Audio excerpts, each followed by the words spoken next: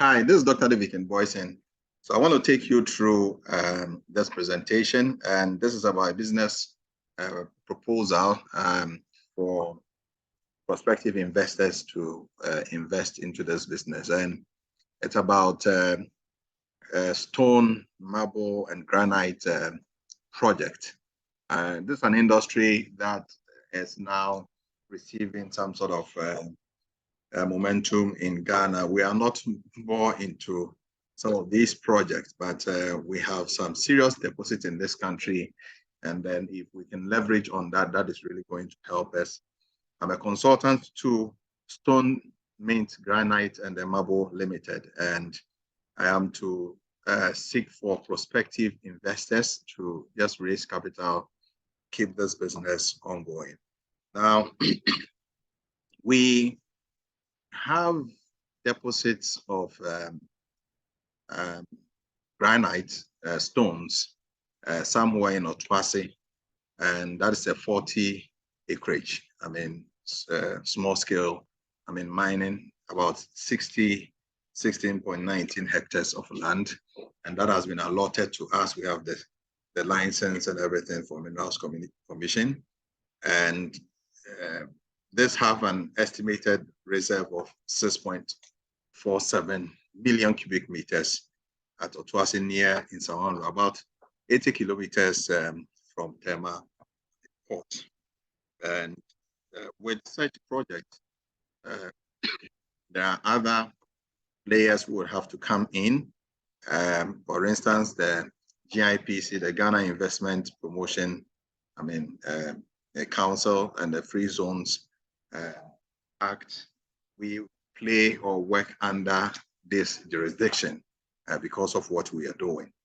And this is the site. And the interesting thing is that per the mining laws, we are supposed to mine 50 meters below sea level. And the mine that you see now with Dan, who is the CEO of Stonemint Granite Company Limited, or Marble Company Limited, where he's standing is 450 meters above sea level. And this mine life is over 200 years. What it means is that the 450 meters above sea level is actually a reserve for us. And the 50 meters, we have to mine 50 meters from the base below sea level per the mining law. So this has huge potential for any investor who would want to leverage on this and make some gains. So I'm just going to show to you some short video, some short interview that I did with the owner of the concession. This project about? Or the this CEO is of the a dimension stone project. It's not aggregate quarrying. And dimension stone means cutting the natural stones into blocks and then processing it into slabs, tiles, and monumentals, and so on. Okay. Yeah. Oh, okay. So this concession is for you guys? Yes, this concession is for us. It's renewable every 5 years from the Minerals Commission. And the deposit that we have is could be worked on for over 200 years. 200 years? Yes. How many acres? 40 acres.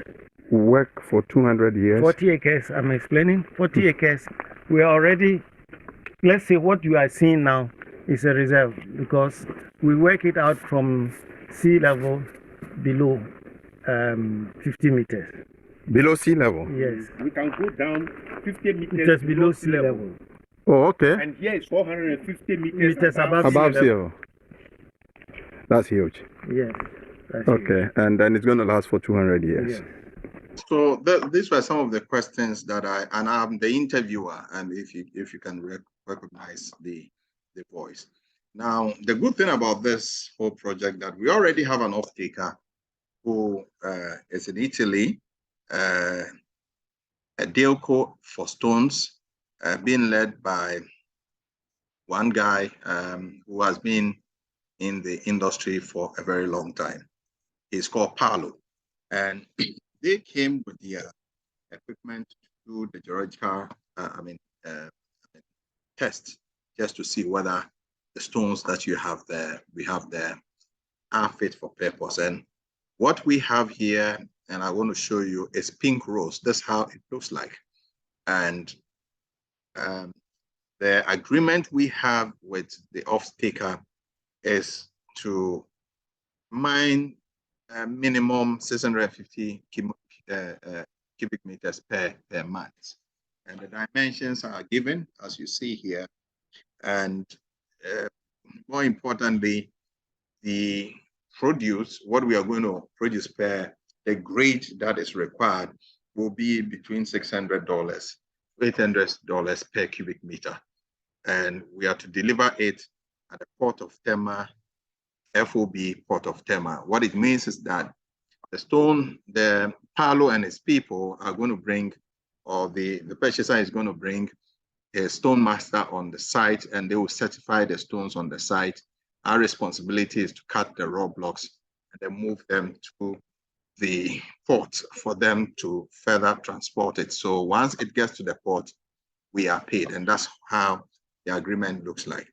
We also have the geological reports by the same company who came to do the report, and I just want to show you excerpts of it.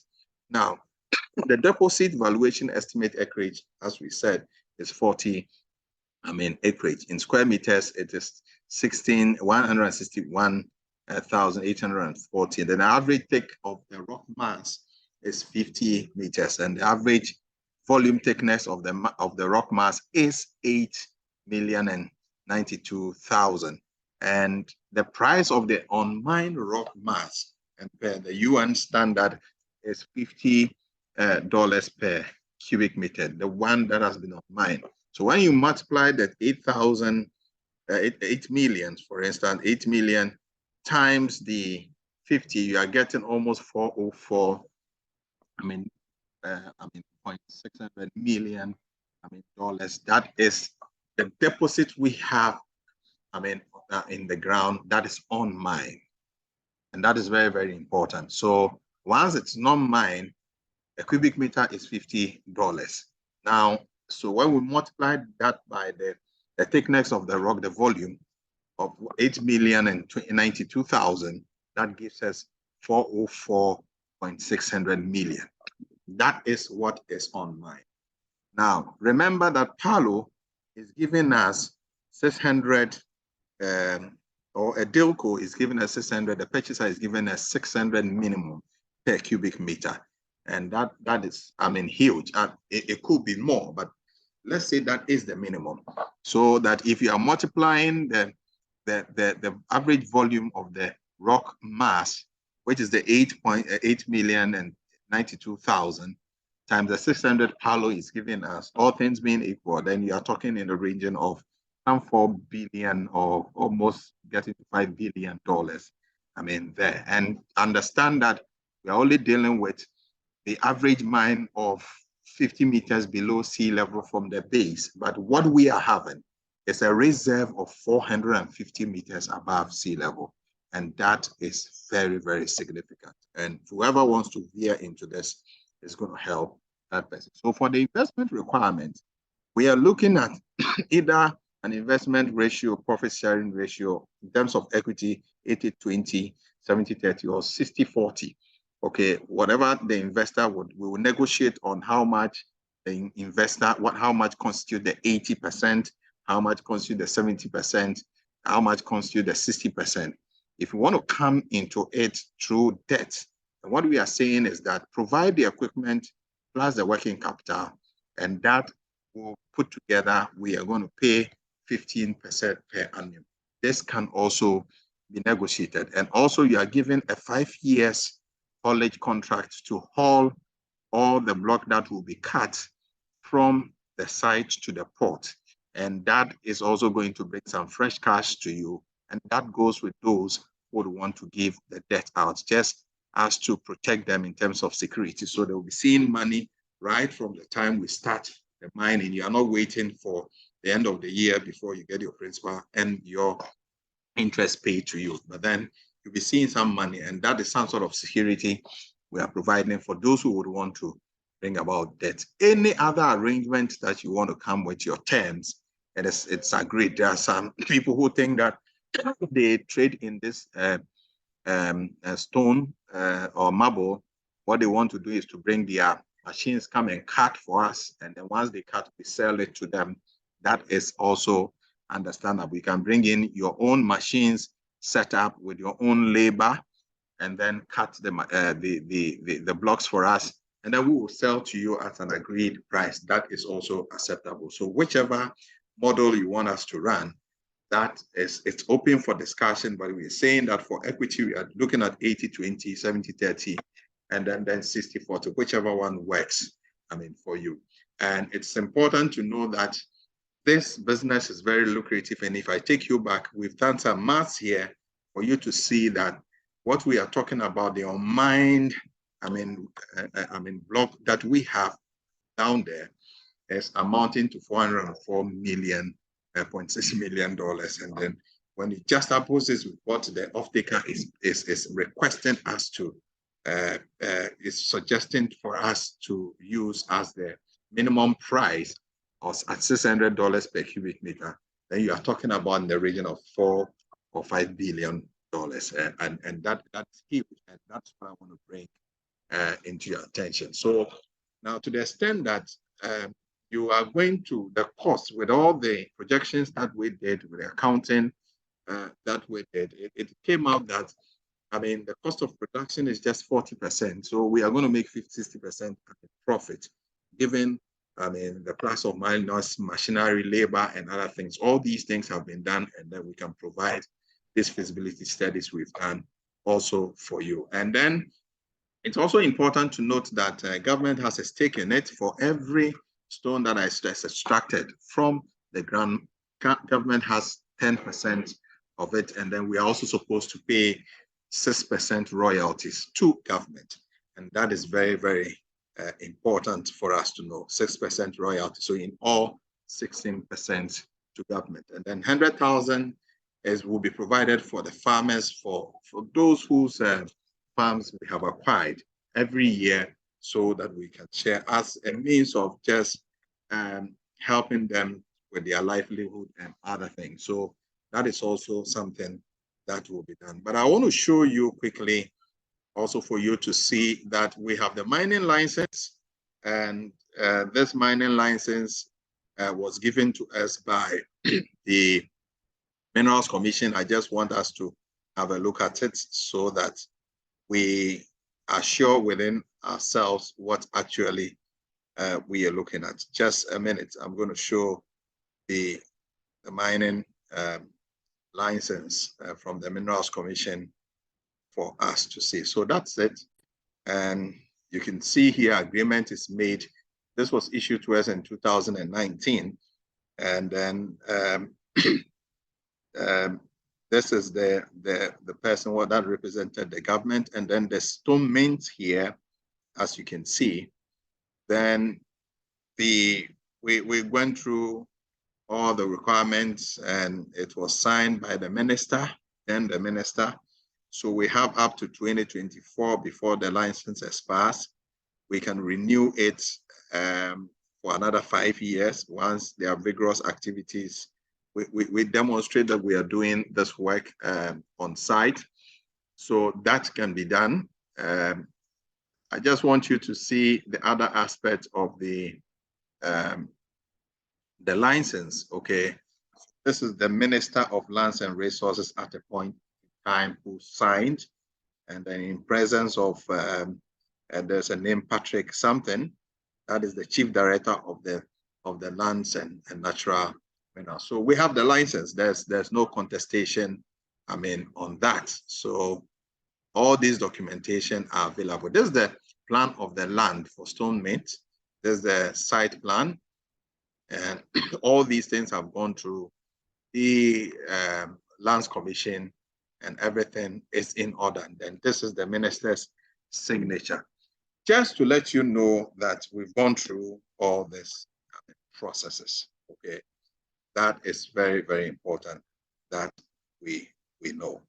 So that is not something that is under any contestation. So it's something that has been done. So let me just share the screen again, and you have an appreciation of actually what we are doing. So having known all this, I just also want to show you something. So there's a company in Ghana in the central region also doing, what we want to do. And just to know that this business is a very lucrative business. These guys are on the field, they are working. And it's amazing you what we can use stones to do, and the fact that we have this deposit, in this country. Just for you to see what is happening. This is it. Okay, and they cut a layer off. They're using the wire saw. They'll put it in between the stones, and then they cut. And this business is not too much labor intensive. As on the field itself, you get your wire saw machines. If you have 2 or 3, you're able to produce a lot. And for each wire saw, maximum you have 3, technicians who are around, who are going to make sure the slings are put in, to cut. And of course, you need some sort of professionalism to do this work. And that is why we're saying that we have some expertise here. Whoever is coming in and has his own expertise, it's also accepted. Now, this is what is happening. After they cut the road, they bring it and they cut it as slabs. So you can do a semi-production of cutting this thing as slabs. This is happening right in Ghana. And after cutting, it is polished. That's all there is to do. It is polished. So from here, go to the polishing machine, and this is what you see. Okay, this black granite. This is really happening in Ghana. See me also there, just as evidence for you to see what is happening. So this is the finishing section, and they are doing the polishing. This is the finishing section, and this is just to let me just play it again so that you have an appreciation. So blocks are cut into slabs, okay, and then after that these are polished, and after the polishing, they are then packed and then exported. And this is just amazing. This is the polishing section, and this is happening right here. So just as evidence for you to know that people are really using. This is cows that produce it here, and this is under freezone. So there are some percentage that is imported from the country, and some retain also here. And this is the polishing section. So you see that there are not too many people around just for the labor, and that's what makes this business. So this is just a picture of what was polished, and then you have your tiles rightly happening in Ghana. So this is my good self, this is my face, and these are all some of the stones cut into slabs. And in this value chain, nothing is lost. And to let you know, nothing is lost. So these stones are cut into slabs. They are polished. After polishing, those remnants that remain are turned into pavement blocks. After the pavement blocks, those remnants or residue is also turned into quarry dust. We were there and then realized that they were cutting some small blocks and those residue. And they told us that the people have already placed order for this. And that was just amazing. So nothing gets out of the supply chain as waste.